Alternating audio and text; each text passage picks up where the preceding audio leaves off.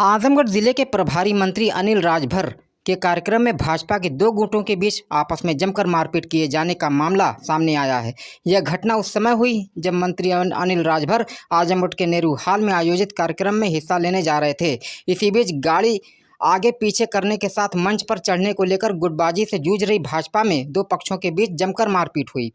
इस पक्ष में जहां एक तरफ से भाजपा युवा मोर्चा के मंत्री अमन श्रीवास्तव हैं, जबकि दूसरे पक्ष निखिल राय हैं। मारपीट के बाद दोनों पक्ष कोतवाली पहुंचे हैं, जहां कोतवाली में दोनों पक्षों की तरफ से तहरीर ली जा रही थी। वहीं कोतवाली में भी दोनों पक्ष एक बार फिर से आपस में भिड़ गए। वहीं मामले की जानकारी मिलने के बाद भाजपा लालगंज के पूर्व जिलाध्यक्ष सूरज प्रकाश श्रीवास्तव अपनी बड़ी संख्या में समर्थकों के साथ कोतवाली पहुंच गए। कोतवाली में हुई मारपीट की घटना को देखते हुए बड़ी संख्या में फोर्स को कोतवाली में तैनात कर दिया गया है। आजमगढ़ से पंकज कुमार पाठक की खास रिपोर्ट। सबसे पहले तो मैं पार्टी को धन्यवाद करना चाहता हूं। आज इस कार्यक्रम में मेरे साथ गोरख क्षेत्र के सम्मानित अध्यक्ष सज्जन राय जी भी विराजमान हैं और जिला अध्यक्ष जी भी यहाँ पर हमारे बैठे हैं। यहाँ पूरी टीम भारतीय जनता पार्टी की बैठी है। जीएसटी में जो सुधार श्रद्धेय मोदी जी की सरकार ने किया है,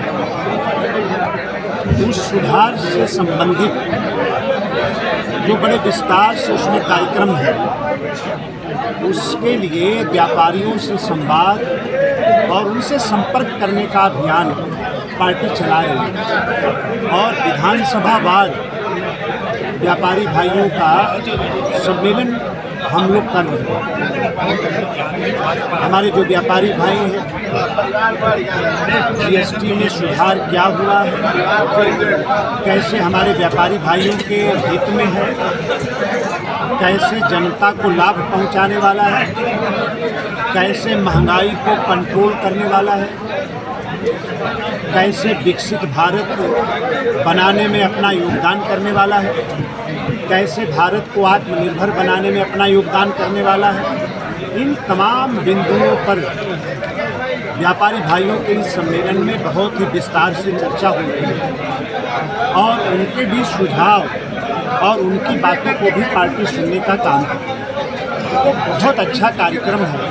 सर, जीएसटी बिल को लेकर विपक्ष दबाव हमले बोल रहे हैं। देखिए, जीएसटी मैंने पहले भी कहा है कि प्रतिपक्ष जो व्यवहार कर रहा है, उस व्यवहार से उनका दोहरा चरित्र उजागर हो रहा है। जीएसटी काउंसिल की जब बैठक होती है तो आप सब लोग जानते हैं कि हर प्रदेश के माननीय मुख्यमंत्री उसमें बैठते हैं, माननीय वित्त मंत्रीगण उसमें बैठते हैं, अपना राय अपना सुझाव देते हैं।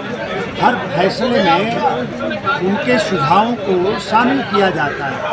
तो जब जीएसटी में सुधार करने का फैसला श्रद्धेय मोदी जी की सरकार ने लिया, तो स्वाभाविक है कि जीएसटी की बैठक हुई, जीएसटी काउंसिल की, और सभी माननीय मुख्यमंत्रीगण वहाँ बैठे थे।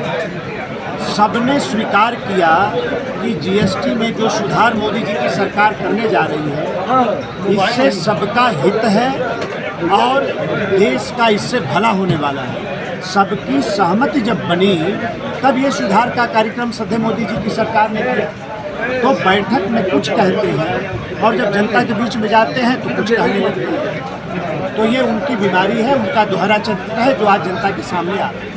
एक सवाल, आपके कार्यकर्ता भी आपस में भिड़ गए, क्या वजह है कि इस तरह से बार-बार नाराजगी देखने को मिल रही है कार्यकर्ताओं? कोई बात नहीं है, हमारे परिवार का प्रकरण है, हम लोग बैठेंगे, समझाएंगे।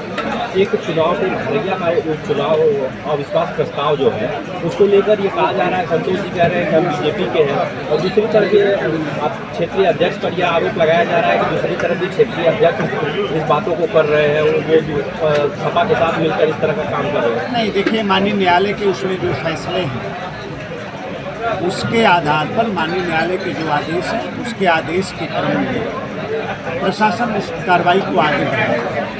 और ये बेवजह की बात कहीं कुछ नहीं है।